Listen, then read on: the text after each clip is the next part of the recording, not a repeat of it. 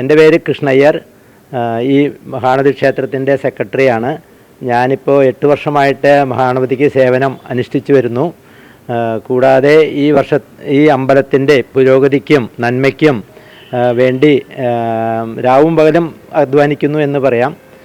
അതിനുവേണ്ടി ഇവിടെ കൂടുതൽ അത് നമുക്ക് കാണാനും കഴിയും. കാരണം ഇപ്പോൾ നിരവധി ഭക്തജനങ്ങൾ കേരളത്തിൻ്റെ പല ഭാഗത്തും കൂടാതെ ഇന്ത്യയുടെ പല ഭാഗത്തു നിന്നും ഇവിടെ എത്തിച്ചേരുന്നുണ്ട്. അവർക്കായി ഇപ്പോൾ പുതിയതായിട്ട് താമസിച്ച് കുളിച്ച് തൊഴാനുള്ള ഒരു സംവിധാനം, അതായത് ഒരു ഭജനമഠവും ഗസ്റ്റ് ഹൗസും കൂടി ഇവിടെ നിർമ്മിക്കുന്നുണ്ട്. അതിൻ്റെ പണികൾ അത്യധികം ഗംഭീരമായി നടന്നു വരുന്നു. അത് ഏകദേശം ഒരു മാസത്തിനകം പണി പൂർത്തിയാക്കി ഉദ്ഘാടന കർമ്മം നിർവഹിക്കുന്നതാണ്.